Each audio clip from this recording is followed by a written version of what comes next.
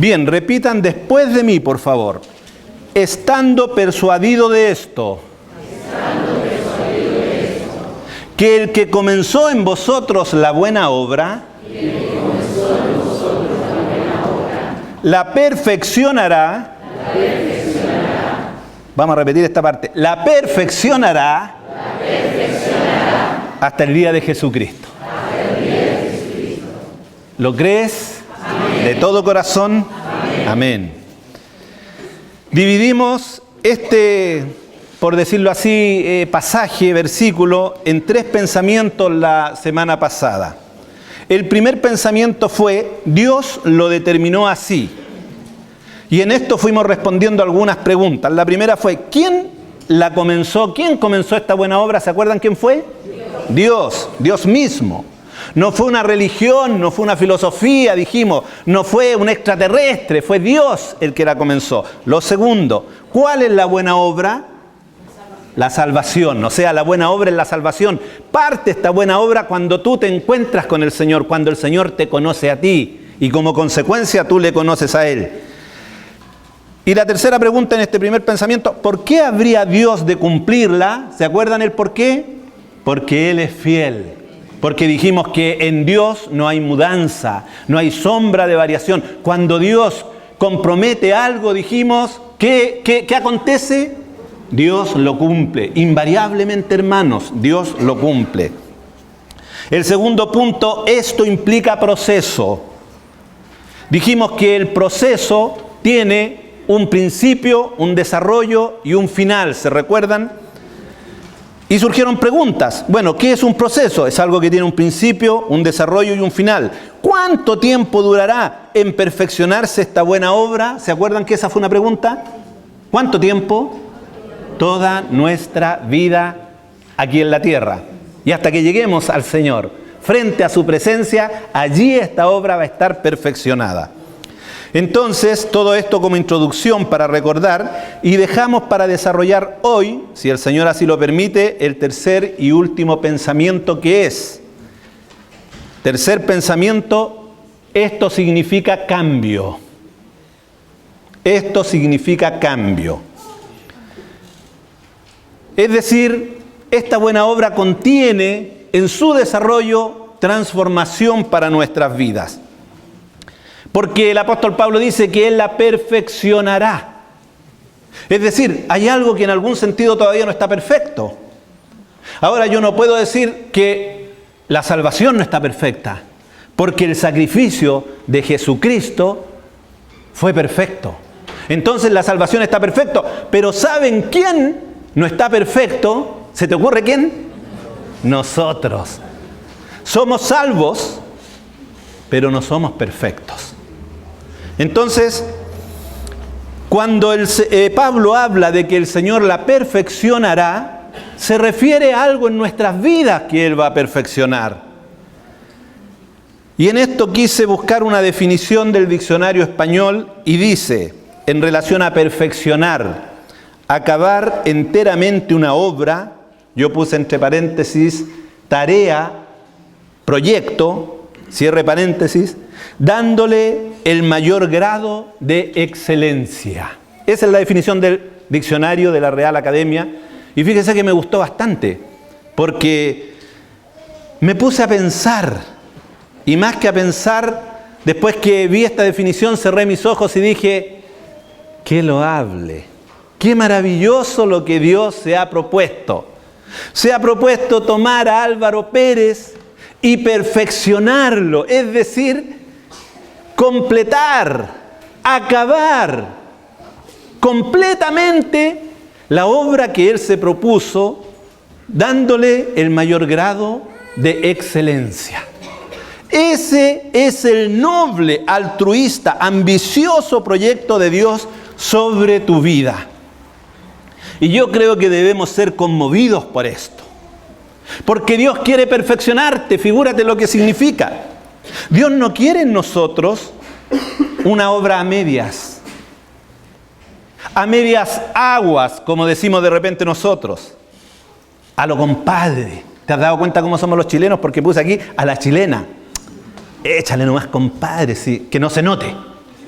No te preocupes, ¿para qué ser tan perfeccionista? Entonces, pero Dios no quiere una obra en tu vida y en mi vida a lo que salga. Entonces voy a decir, Dios no es chileno para hacerlo a lo compadre. Como dice la Escritura, Dios no es hombre, ni hijo de hombre para arrepentirse. Dios no es hijo de chileno para hacerlo a lo compadre. Dios quiere hacerlo perfecto en ti y en mí. Algo perfecto. Él la perfeccionará, tu vida, hasta que venga nuestro Señor Jesucristo. Y aquí surge la primera pregunta de este tercer pensamiento. Primera pregunta. Una vez salvos, ¿a qué apunta esta perfección en nuestras vidas? Fíjate que yo pensaba, si tú estás haciendo algo, siguiendo esta definición de perfección, y tú quieres que ese algo te quede perfecto, necesariamente tienes que mirar un modelo, pero no cualquier modelo, ¿verdad? Sino un modelo perfecto. Y pensaba en eso el arca. Cuando Dios le habló a Noé del arca, ¿qué hizo Noé? ¿Se puso a construir el arca por las de él? ¿O Noé llamó por teléfono a algún astillero para decirle quiero que me indiquen cómo se hace el arca? No solo no existían los astilleros en ese tiempo, sino que no había lluvia. Se dice que no había llovido nunca. Entonces, qué extraño. Hay que hacer un arca, nunca llovió. ¿Qué es eso y para qué es eso? Pero sin embargo, Dios, ¿han leído ustedes? Le dio las instrucciones precisas, con medidas, con materiales, con elementos, con todo lo que el arca debía contener. Entonces, Noé recibió un modelo perfecto para construir el arca, en la cual él y toda su familia y una pareja de cada animal se salvó. Y estuvo por 40 días soportando el diluvio y después creo que fueron como 80 días más, entiendo que fueron como 120 días los que pasó no solo Noé, sino toda una selva en esa arca. Y sin embargo, cumplió el efecto a la perfección, porque tuvo un modelo perfecto, se lo dio Dios. ¿Se acuerdan del tabernáculo en el desierto cuando Moisés lo construyó? Moisés lo construyó a la pinta de él. Perdónenme que voy a usar hartos términos así, medios populares, medios koiné. Lo hizo a la pinta de él en absoluto. Moisés recibió las instrucciones del templo, del tabernáculo, le digo, tan al detalle, que fueron casi exageradas. Pero fue el modelo del tabernáculo, yo lo voy a decir así, del cielo. Dios quiso que Moisés lo construyera en el desierto. El hombre al principio, Dios hizo al hombre así, usando su imaginación. ¿Se acuerdan de eso? A los animales lo hizo Dios usando su imaginación. Dijo, a ver, quiero a este medio trompú, hizo al elefante, a este con el cuello largo, la jirafa. Pero llegó un momento donde, en especial de la creación, donde Dios dijo, ahora vamos a hacer al ser más importante, y dice la Escritura, y creó Dios al hombre, usando ¿qué imagen, qué modelo?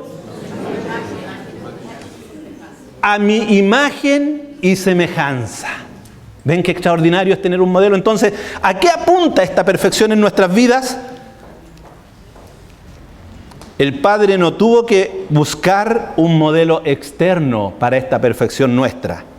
Él miró a su propia naturaleza, Él miró a su Hijo Jesucristo. ¿Cuántos creen que el Padre es perfecto? ¿Cuántos creen eso? Amén. Sed pues vosotros perfectos, como vuestro Padre que está en los cielos es perfecto, les dijo Jesús. Así que hermanos, no tenemos alternativa, no podemos llegar a ser menos que perfectos. Quiero que entendamos bien este concepto. Y al mirar a su amado Hijo, lo puso a Él de modelo para nosotros de esta perfección. Y vamos al pasaje rector del propósito de Dios para nuestras vidas. Primero les recuerdo que empezamos re tarde, para que yo no tenga peso de conciencia cuando sean las 2:30 y no haya terminado. Romanos 8, 28, 29. Romanos 8, 28, 29, y sabemos que a los que aman a Dios todas las cosas les ayudan a bien. Esto es a los que conforme a su propósito son llamados. Porque a los que antes conoció, también los predestinó para que fuesen hechos conforme a la imagen de su Hijo. Te voy a leer de nuevo esa partecita. Porque a los que antes conoció, también los predestinó para que fuesen hechos conforme a la imagen de su amado Hijo. Ahora dime tú, respóndeme la respuesta. ¿Cuál es el modelo para esta perfección? No escuché nada. El Hijo. La imagen de su amado Hijo. Qué maravilloso esto. Para que Él sea el primogénito entre muchos hermanos. Así que, miren, en estos dos versículos está contenido todo en cuanto al proceso de perfeccionar nuestras vidas, en el sentido de que allí está el modelo, hermanos. El modelo es Jesucristo nuestro Señor. O sea, ¿en qué consiste, dijimos como pregunta algo así? ¿A qué apunta, esta perfección en nuestras vidas? Apunta a que tú, poco a poco, a través de toda tu vida, en este proceso, vayas cada día acercándote más a la imagen de Jesús. Pero alguno no se vaya a dejar crecer el pelo ni la barba, porque no se trata de esa imagen. No necesariamente física. Los científicos están tratando de develar el misterio ese de la imagen en la sábana, ¿se acuerdan? En el manto. Mejor descubramos la imagen de Jesucristo en nuestro corazón. Porque eso es lo que importa. No importa en el manto de Turín, sino importa en nuestro corazón, en nuestro interior, en nuestro carácter. Allí donde reside la esencia de nuestra persona, en el yo. Allí tiene que formarse Jesucristo. La meta de esta perfección no es otra que la afirmación de la imagen de Jesús en tu vida y en la mía. Caramba, es seria la meta, hermanos. Tremenda meta, ¿verdad? Mírate a ti mismo. Haz un gesto así. Yo estoy diciendo que no es físico, pero es mírate con los ojos del Espíritu en este momento. Y en fe declara, Dios lo logrará en mi vida. Voy a decirlo de nuevo. Dios lo logrará en mi vida. 1, 2, 3. Dios lo logrará en mi vida. ¿Lo crees? No importa cómo te hayas visto ahora que te miraste. No importa. Dios lo logrará en mi vida. Ahora dile al que está a tu lado. Dios lo logrará en tu vida. Dile.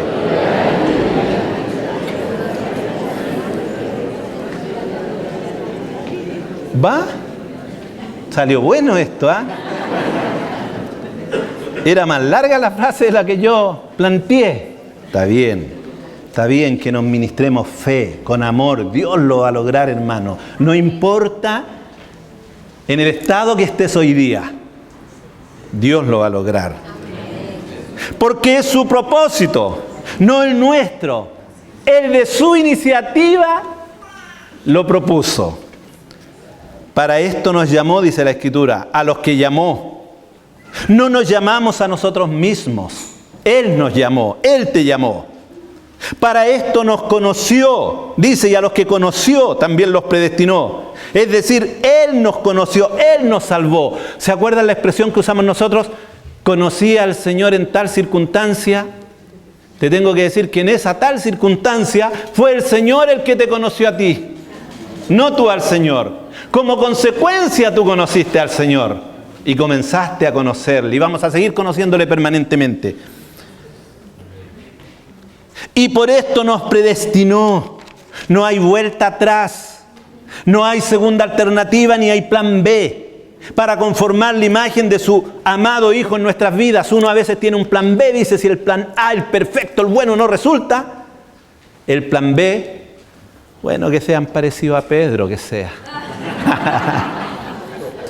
Con tal de que el plan B no sea parecido a Judas, el que lo entregó. Con Pedro nos conformamos, ¿no es cierto? Pero quiero decirte, no hay plan B. Lamentablemente o maravillosamente no hay plan B. Él lo predestinó. Él nos predestinó. para que fuésemos hechos conforme a la imagen de su amado Hijo, para que Él sea el primogénito entre muchos. ¿Cuáles son los iguales, idénticos, gemelos o mellizos? Para que sea el primogénito entre muchos gemelos, el día en que nos presentemos ante el Padre Celestial. ¿Se figuran ese día el Padre dijera, delante de millones, y dijera, ¿y cuál de esto es mi Hijo Jesucristo? Ah, está buena. Eso se me acaba de ocurrir.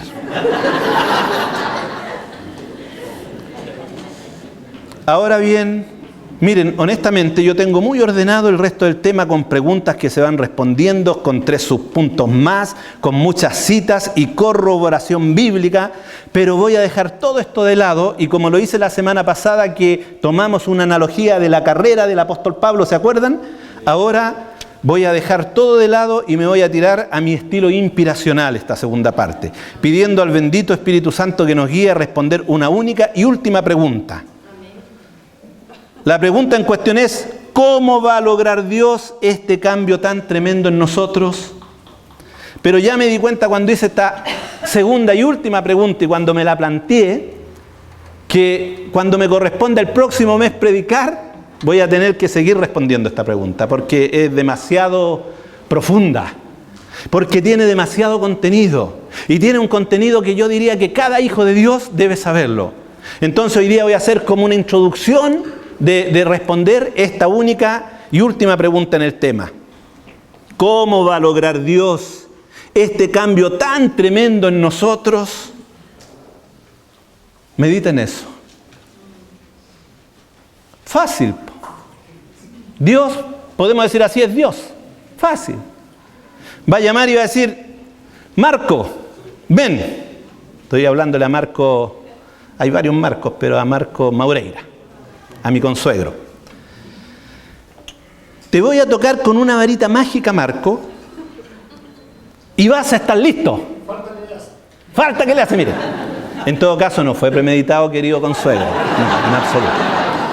Miren, yo había puesto un Fernando y lamentablemente los 2 Fernandos que pensé no están aquí en esta mañana. El Señor no los va a poder tocar. Se perdieron el toque. Entonces, ven para acá, Ricardo. Te voy a tocar con una varita mágica porque yo soy Dios y estás perfecto. No hay obra que perfeccionar. Pucha que sería macanudo, ¿verdad? O que sería macanudo que el Señor nos dijera, escuchen iglesia, el próximo domingo no falten al culto porque va a haber un culto tan bueno, yo voy a descender y voy a derramar mi Espíritu Santo sobre todos ustedes y les voy a dar un toque tan, pero tan especial que quedarán perfectos para siempre. Oh, qué maravilloso, ¿verdad? Qué fácil, qué rico. Pobre de los que no vengan el próximo domingo, porque van a quedar imperfectos para siempre. Pucha, yo digo, si fuera así la cosa, jauja, po. Claro, pero el Señor es el Señor. Él puede hacerlo. Y de repente me pregunto entonces, ¿por qué no lo hizo con Pedro? Cuando Jesús conoció a Pedro, y dice la Escritura que Pedro dejó todo por seguirle, ¿por qué no lo hizo así? Yo veo que Pedro metió las patas 1, 2, 3, 5, 7, 10 veces, ¿verdad? Entonces no lo hizo así con Pedro. Pero sin embargo, al final de sus días, cuando Pedro escribió esas cartas maravillosas, yo digo, chuta, Pedro ya estaba agarrándole el manto a Jesús ya en apariencia, po.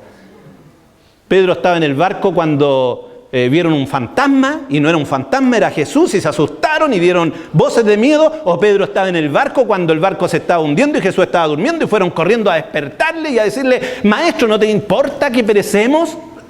Ese era Pedro.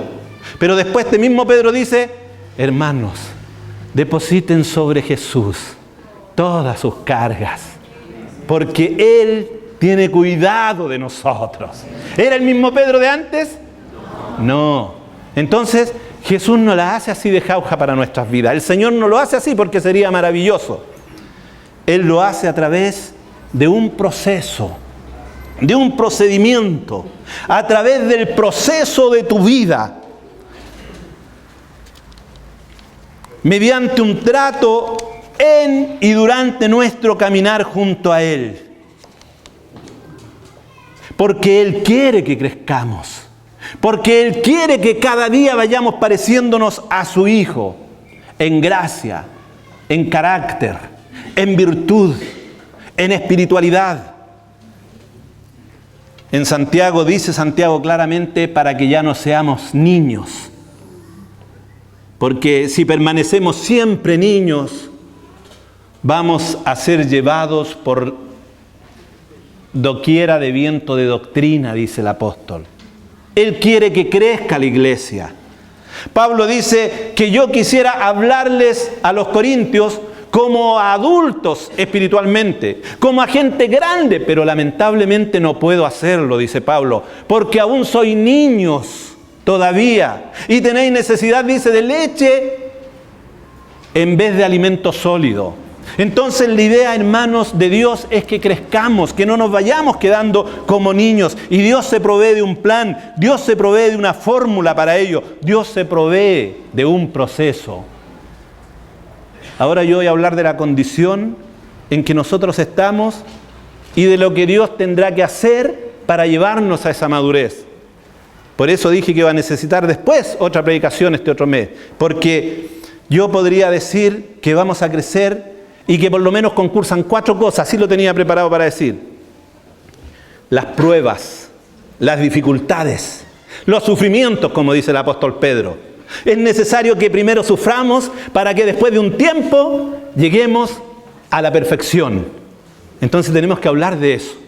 Un segundo punto, tenemos que hablar del concurso de los dones ministeriales y de los miembros del cuerpo de Cristo. Dice que Él constituyó apóstoles, profetas, evangelistas, pastores y maestros. ¿Para qué? Para perfeccionar a los santos.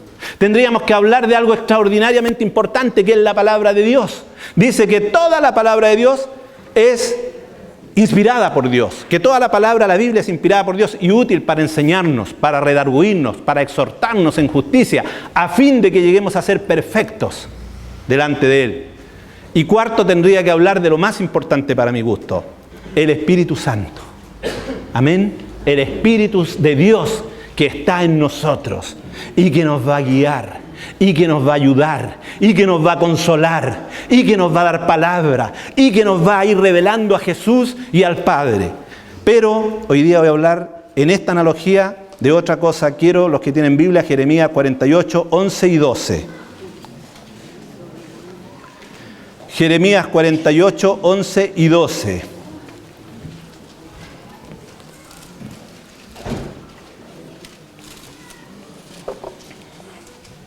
La semana pasada hice un tema de consolación, hice un tema de ánimo y la terminamos así el tema. Esta semana vamos a terminar el tema con un poco más de reprensión, con un poco más de movernos, de sacudirnos. Ese es el propósito de esta segunda parte. Escucha bien, quieto estuvo Moab desde su juventud, y sobre su sedimento ha estado reposado, y no fue vaciado de vasija en vasija, ni nunca estuvo en cautiverio. Por tanto quedó su sabor en él, y su olor no se ha cambiado.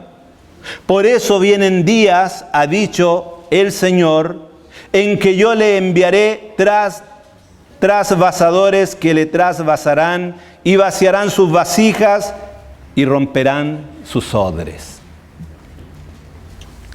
Buena profecía esta. En este proceso, en este pasaje se describe un proceso. El proceso antiguo de hacer vino. Yo digo antiguo, no sé qué tan antiguo será con tanta tecnología, pero yo todavía entiendo que al jugo de uva lo meten en barricas grandes, hoy día de acero inoxidable y maravillosa, pero todavía parte del proceso es tenerlo un tiempo para que el vino vaya decantando y entonces todas las impurezas vayan desplazándose hacia el fondo de las barricas, hacia la parte inferior. Se vaciaba el caldo en una vasija y cuando éste acumulaba el sedimento abajo de la vasija, se tomaba y vaciaba a otra. Después de un tiempo, otra vez esa acumulaba, menos sedimento iba quedando, ¿verdad? Pero luego se vaciaba a otra y así sucesivamente. Incluso decía un escritor antiguamente que las vasijas tenían algunas distintos, según la etapa de sedimento, de pureza, tenían distinto forma. Entonces decía que habían algunas más largas, otras más redondas, otras más cuadradas, en fin. Cada vez con menos cantidad, y vamos de nuevo con el procedimiento, y luego menos impurezas, hasta obtener a través del tiempo,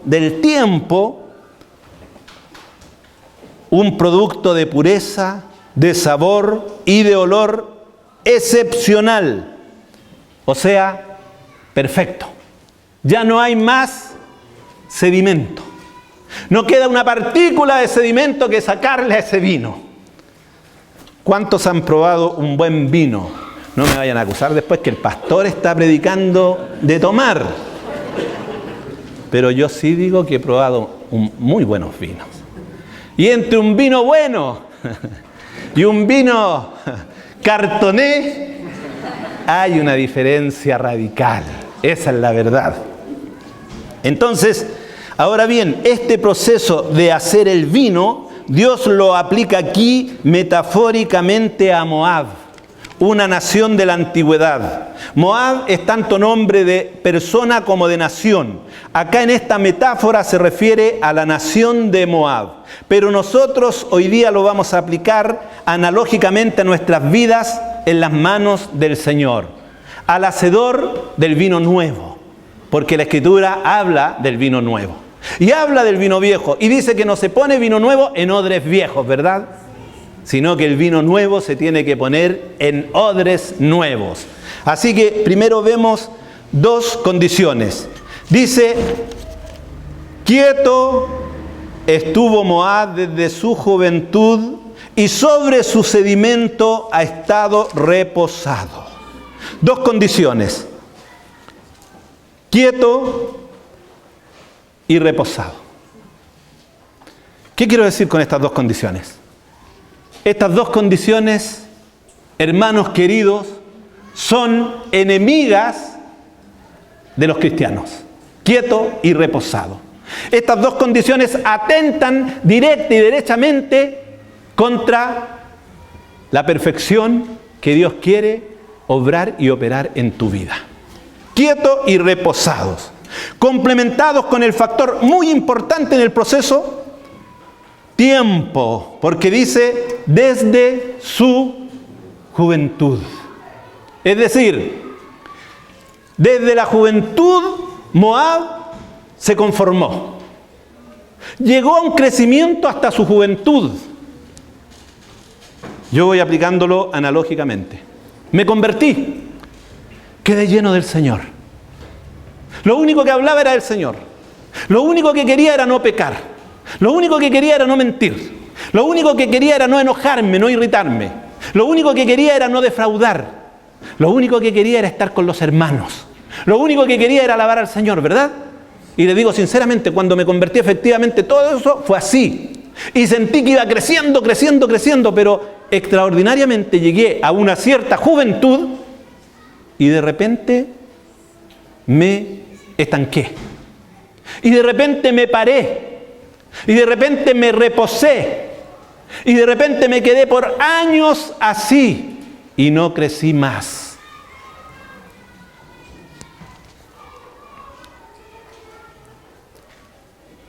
En este caso Moab llegó a un crecimiento, llegó a una juventud, porque dice desde su juventud, y se echó en los laureles, como se dice vulgarmente. Estoy quieto, estoy cómodo, nadie me friega, nadie me causa trastornos. Tranquilo sobre este colchoncito de sedimento. O sea, blandito ahí reposando en el sedimento estuvo Moab. ¿Qué situación más lamentable? El proceso detenido, estancado. Piensa un poco, haz un cierto recorrido en tu vida y ve. Cuando te convertiste, ¿cómo comenzaste a crecer? ¿Cómo amaste al Señor? Saben, yo andaba con la Biblia en el bolsillo, unos Nuevos Testamentos chiquititos azules, que ya ni lo usamos ya. Bueno, ahora andan con la Biblia en el bolsillo, ahí hay uno de esos, claro. Pero andan con la Biblia electrónica, pero está bien. Pero nosotros en la micro, porque no teníamos auto, porque no teníamos los medios que tenemos hoy día, andábamos en la micro, llena la micro, y nosotros a veces nos costaba meter la mano al bolsillo, sacábamos el testamento y íbamos leyéndolo. Así andábamos, te lo digo sinceramente. Leíamos la escritura matiné, vermut y noche. Yo comencé a trabajar y la primera puerta que fui a golpear para vender un libro, porque fui vendedor de libros, bueno, y sigo siendo vendedor de libros, nada más que ahora edito los libros, estoy más grande, crecí. Así lo voy a decir mañana, me invitó Juan Sosa a su clase. Ahora crecí, entonces ahora soy dueño de los libros que antes vendía por una comisión, ¿ven? Menos mal que no me quedé en mi trabajo quieto y reposado. Ahí hay un ejemplo. Entonces, ¿saben? Eso lo hice hasta mi juventud, hasta cierto tiempo, pero ahora tengo que confesar que me cuesta hacerme un tiempo para leer la Biblia. Y no sé necesariamente si tomaría el librito chico ese de Nuevo Testamento y cuando fuera en el metro sería capaz de abrirlo y comenzarlo a leerlo con el mismo amor, con la misma dedicación que lo hacía entonces. Piensa un poco en tu vida, en este tipo de cosas. A ver, ¿te has quedado quieto por allí? ¿Te has quedado reposado? ¿Te has quedado cómodo? ¿Te has quedado conforme diciendo... No, ya sé bastante, ya tengo suficiente. ¿Para qué oír esa reunión si en esa reunión hablan siempre lo mismo? ¿Para qué oír a la iglesia si es siempre la misma cuestión, la misma estructura? Llegamos, alabanza, después cena, después palabra y se acabó la cosa. ¿Para qué? Yo ya no necesito eso. Quieto y reposado, sobre su sedimento se quedó Moab. Por eso dije que hoy día vamos a ser un poco más remecidos necesariamente. Es decir, me convertí, crecí un tiempo, llegué a mi juventud sano, bien formado, bien conformado, espiritual, pero ahí me quedé, quieto y cómodo. Me conformé con esto. ¿Te conformaste tú? ¿Estarás conformándote? ¿Estarás tranquilo, sin embargo... ¿Has dejado un montón de ejercicios espirituales de lado? ¿Sabes qué significa esto? Desde cierto tiempo nulo cambio. Porque el cambio incomoda, hermanos, y lo voy a repetir. El cambio incomoda. El cambio tiene una dinámica que altera tu vida, tu persona, tu carácter. Y tú no quieres esas alteraciones. No quieres incomodidades, no quieres en un sentido y no te das cuenta seguir creciendo, cambiando. ¿Qué vimos la semana pasada que dijo Pablo, el gran apóstol? No que lo haya alcanzado ya, ni que ya sea perfecto. Hermanos, yo mismo no pretendo haberlo ya alcanzado, dijo él. Creo que lo fundamental, que lo más importante en esta mañana es mirarnos con los ojos espirituales y con humildad establecer el punto en que nos quedamos o el punto en que cada uno de nosotros está en este sentido, reconocerlo delante de Dios como lo hizo Pablo. Cuando yo pienso en Pablo me saco el sombrero. Lo dije la semana pasada, qué apóstol, qué hombre con la entrega, cómo él recibió las cosas de Cristo y cómo fue de fiel. Y sin embargo, llegado un momento en su vida, cuando había transitado montones de años, él dice con humildad, hermanos, escúchenme, yo no pretendo haberlo alcanzado ya, el propósito de Dios. No, ni que ya sea perfecto. O sea, qué humildad de Pablo más grande, ¿verdad? Para reconocer eso. ¿Estamos nosotros en esta mañana en condiciones de ser humildes, de mirarnos y reconocer que nos falta? Porque ese es el punto de partida, esa es la verdad.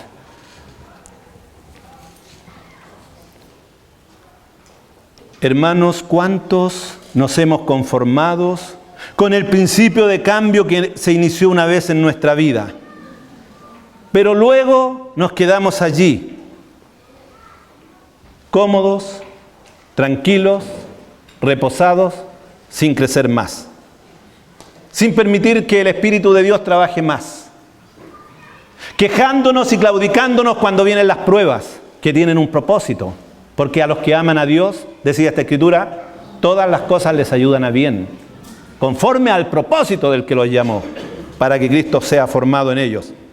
He oído decir muchas veces, bueno, yo soy así, ¿qué? ¿Han escuchado alguna vez esa expresión? Yo soy así, ¿y qué? Ahora yo digo, mientras que escuche decir eso en gente del mundo, ni un drama, ni un problema. Yo les puedo decir, amén, sigue siendo así, ¿y qué? Un día te van a responder el ¿y qué? Pero ¿sabes qué es lo malo? Que he escuchado en la iglesia, entre mis hermanos, y lo he escuchado decir esto. Yo soy así y Dios me ama así. ¿Saben? A mí me lo dijo una vez una persona, yo estaba hablando con ella, ciertas cosas del Señor, y me dijo, no, yo soy así y Dios me ama así. Ahora bien, voy a separar las cosas. Yo no dudo que Dios la ame así. No lo dudo. Porque si Dios no nos amara como nosotros somos, me saco esta cuestión y me voy para la casa. Esa es la verdad. Gracias a Dios que Él nos ama así. En esa parte tiene razón. Pero yo le voy a agregar al Evangelio de San Cómodo, que es ese, un poquitito más al versículo. Y voy a agregar así. Yo soy así y efectivamente Dios me ama así.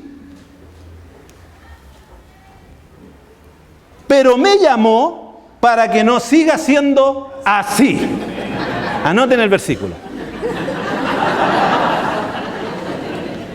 ¿Crees eso? Porque en la iglesia no podemos quedarnos como somos. Te lo digo sinceramente. En el reino de Dios no podemos conformarnos como somos. Dios no quiere eso. Dios no quiere que sigas siendo así por sécula, eternamente. Dios quiere que abras tu corazón a cambiar, a recibir instrucción, a recibir amonestación, a recibir disciplina si es necesario, a recibir indicaciones. Y para eso tiene el cuerpo, por eso digo que vamos a necesitar otra sesión más adelante. Para eso tenemos a nuestros hermanos, para que nos digan, o a nuestra esposa, o a nuestro esposo, o a nuestros hijos incluso, para que nos digan, oye, yo creo que tú tienes que cambiar. O sea, eternamente no puedes ser así.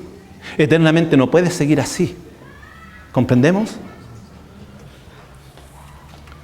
Luego vamos a continuar, vienen dos condiciones más. Escucha bien.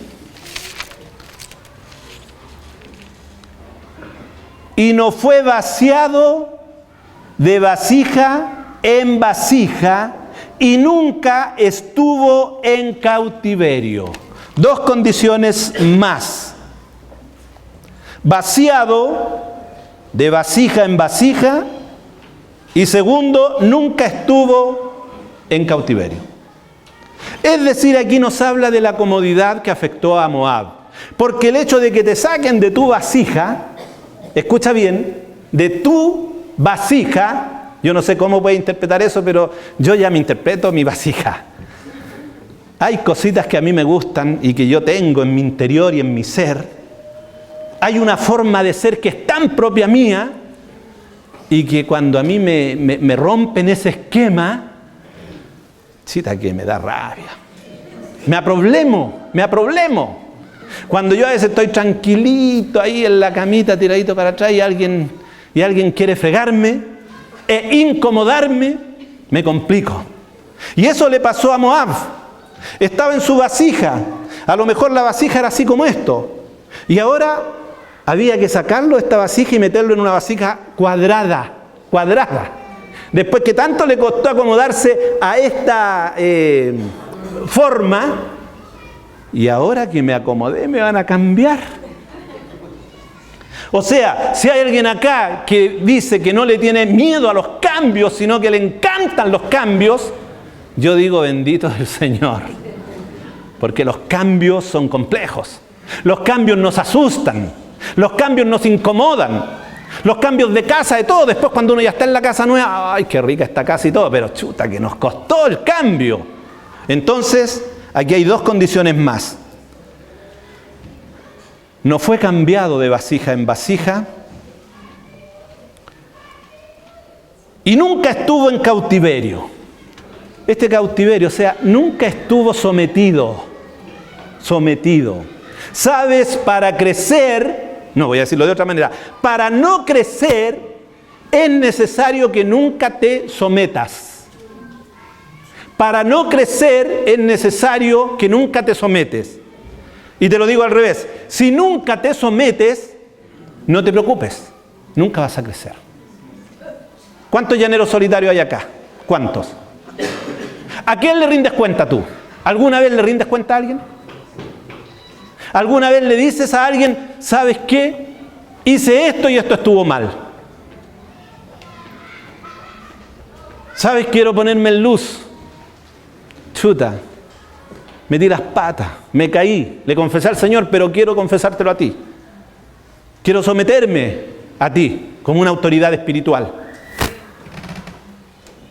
Nadie te obliga, pero la Escritura dice que debemos someternos los unos a los otros, ¿verdad? Nadie te obliga, pero si tú eres un llanero solitario, te doy por sentado una cosa, tú no vas a crecer. Y esto lo digo fuerte, pero responsablemente. No vas a crecer. Y con esto no estoy hablando de la salvación, ¿se acuerdan? Ni de que Dios no te ame, ¿se acuerdan? Para dejarlo bien claro. Sino que estoy hablando del proceso de crecer en tu vida. Y nunca estuvo en cautiverio. Consecuencias, ¿qué dice? Por lo tanto, quedó su sabor en él y su olor no se ha cambiado. Es decir, no cambió. No cambió. ¿Has probado a un hermano chúcaro?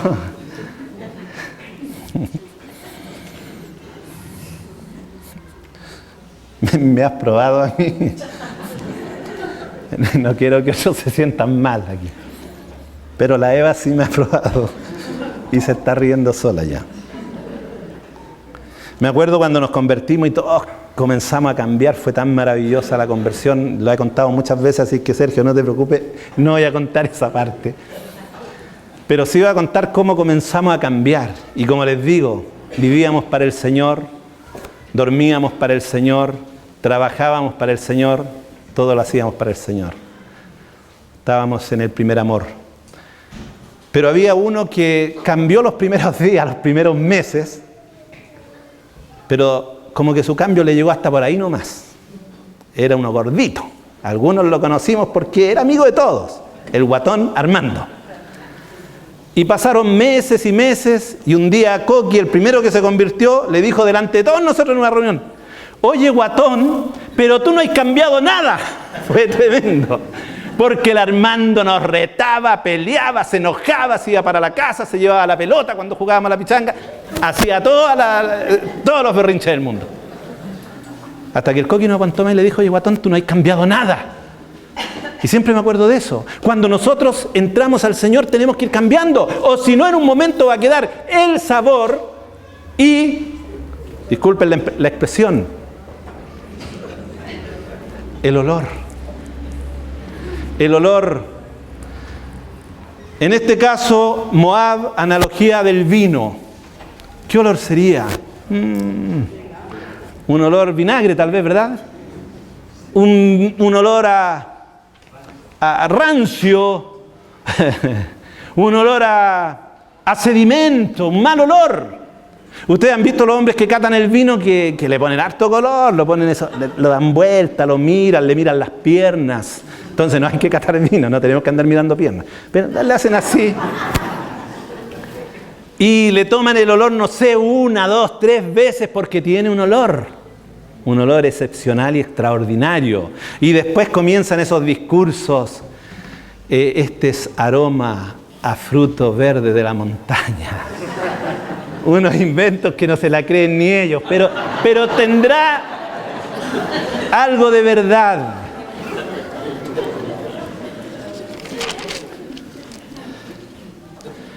Ahora, ¿sabes cuál es el conflicto?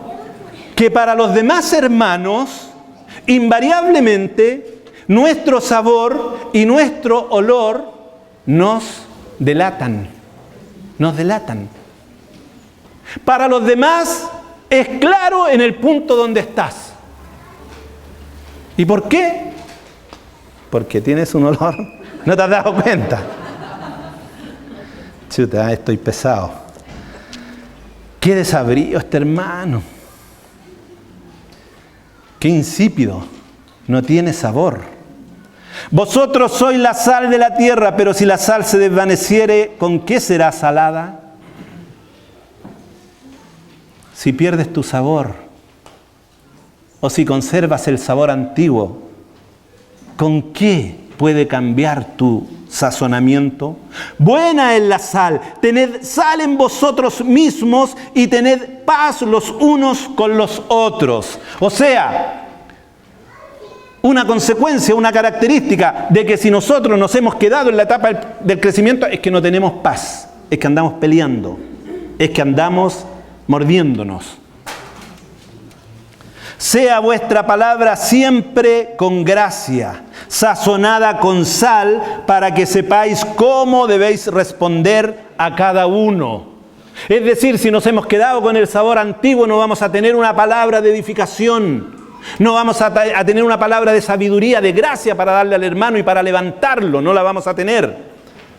No vamos a tener una palabra para responder a cada uno, o cuando nos pregunten algo y necesiten nuestra ayuda y nuestra colaboración, no vamos a tener una palabra si es que nos hemos quedado sin sabor o con el sabor antiguo. Podemos ver cuál está siendo nuestro sabor en la vida por el resultado de paz, de edificación y claridad que va dejando en los demás. Y el olor. ¿Cómo está nuestro perfume? Escucha bien, ¿es nuestro olor grato? ¿Somos para Dios olor de Cristo en los que se salvan? Porque no ha cambiado su sabor y se quedó con el olor antiguo. Fíjate que el perfume mismo es desnaturalizado en su esencia por impurezas. Hay un proverbio que dice: las moscas muertas hacen heder y dan mal olor al perfume del perfumista. El olor es importante. El olor de Cristo en nuestras vidas. Por sus frutos los conoceréis. Yo le puse, por su sabor y olor los conoceréis. Cita que estoy escribiendo un evangelio nuevo, parece aquí. Ahora, lo terrible en esta aplicación: por eso vienen días, ha dicho Jehová, en que yo le enviaré trasvasijadores que le trasvasarán y vaciarán sus vasijas y romperán sus odres. Lo afirmamos al principio de este tema, el domingo pasado. Y hoy lo sigo afirmando. Dios lo determinó y Dios lo cumplirá. El problema, hermanos, es que si tú estás quieto y reposado y tú dices yo soy como soy y así Dios me ama, punto y fin, y no cambio, un día que ya viene, porque dice el Señor, pero vendrá un día en donde Dios va a enviarte un trasvasijador. A mí el Señor, tengo que decirlo, me ha enviado montones de veces al trasvasijador, montones de veces. ¿Sabe? Un tiempo yo me paré de crecer, como les contaba la semana pasada, y me fui a jugar a la pelota. No encontré nada mejor. Y me metí a la guay y feliz de la vida estuve como 5 años jugando a la pelota. Lunes, miércoles y viernes y domingo, y domingo en la mañana. Como jugaba tan poquito en la semana, tenía que ir a jugar los domingos en la mañana, una liga por ahí de viejos. Entonces ya no tenía tiempo para ir a la iglesia. Y me paré nomás, po. Y el Señor me envió un trasvasijador. ¿Sabes qué me pasó? Rotura completa primero del tendón de Aquiles derecho. Me demoré 8 meses en mejorarme. Y cuando me dio de alta, el médico a la semana siguiente estaba en la UAI vestidito para jugar. Un año después, rotura completa del tendón de Aquiles izquierdo. Fue terrible. Otros 6 meses de recuperación. Pero allí, una vez llorando, le dije al Señor, Señor, no me quedo más apartado de tu propósito. Llorando. Esa es la verdad. Entonces, yo hoy día profetizo sobre ti lo siguiente. Si tú no estás disponible para el cambio como Dios es fiel, como Él lo va a cumplir, porque Él lo prometió, Él te va a mandar un trasvasijador. Que te va a tratar muy bien el trasvasijador. Te va a decir, querido hijito de Dios, Dios me mandó y te voy a tomar, pero con toda suavidad, voy a tomar tu odre, tu odrecito, tu vasijita, y la voy a echar, pero despacito, a esta otra que casi ni lo sientas, para que no te incomodes, querido hijo de Dios.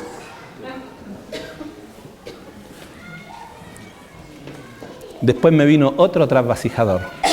Me puse a trabajar fuerte, y decía, yo no tengo tiempo para las cosas del Señor, ni para esto de preocuparme de lo espiritual. Y me comenzó a ir bien, pero así como me comenzó a ir bien, esto fue hace como 12 años o 14 años atrás, me vino un momento económico en que se me acabaron todas las salidas. Prácticamente una quiebra, y llegó un momento en que yo no veía ni una sola posibilidad para mi situación económica. Y me recuerdo un día, tomé a Eva y llorando le confesé en todas las deudas, en todos los dramas, en todo lo que me había metido. Y reconocí delante del Señor nuevamente mi error. Me llegó otro trasvasije, pero el Señor es fiel. El Señor es fiel. Él lo prometió y Él lo va a cumplir. Si me envió los trasvasijadores a mí, todavía tiene que enviármelos. No se preocupen, se los va a enviar a ustedes.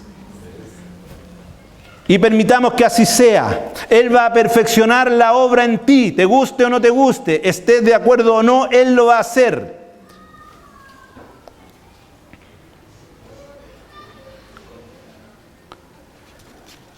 ¿Quién sabe?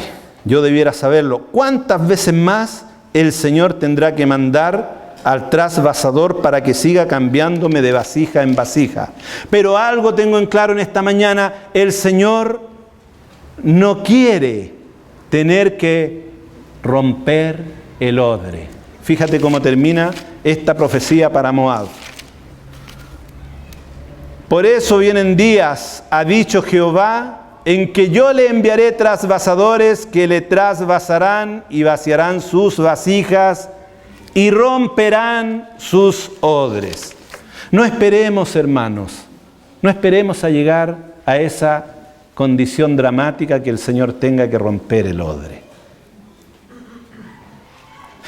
Dispongámonos al cambio. Entremos en esta dinámica. El Señor te llama hoy día. Quiero que te dispongas a cambiar. No sigas siendo el mismo. Toma tus liderazgos. Toma tus responsabilidades. Abre tu corazón y reconoce que tienes mal carácter. Abre tu corazón y reconoce que tienes adicciones, vicios, cosas que te entrampan. Hazlo con confianza delante del Señor y disponte al cambio. El Espíritu de Dios va a venir y te va a fortalecer. Entremos en la dimensión del cambio de Dios en nuestras vidas. Vamos a repetir después de mí, pero no de inmediato, déjenme decirle. Voy a entrar en la dimensión del cambio de Dios. Voy a repetir por segunda vez. Voy a entrar en la dimensión del cambio de Dios. Repite ahora. Voy a entrar en la dimensión del cambio de Dios. Amén. Porque es un cambio bueno, es la buena obra, es un buen propósito. Todo lo que va a obtener y conseguir en nosotros este cambio, todo va a ser bueno y bueno en gran manera, porque nos va a llevar a parecernos a la imagen de su amado Hijo. Él está siempre en movimiento. Dispongámonos en humildad y mansedumbre a someternos a Él y a la formación del carácter de la imagen de Jesucristo en nuestras vidas. Amén. He dicho, oremos, hermanos. Padre, te damos gracias en el nombre de Jesús. Te damos gracias por lo que pueda de esta palabra ser tuya, Padre. Y pedimos que esta palabra, tu Espíritu Santo, la grabe en nuestras mentes y la revele en nuestros corazones. Y a cada uno, conforme al momento de cambio que está en su vida, el Espíritu Santo le anime, le fortalezca y le lleve adelante de victoria en victoria hacia la imagen de tu amado Hijo, nuestro Señor Jesucristo, quien es perfecto. Amén. Gloria a tu nombre, Señor. Amén.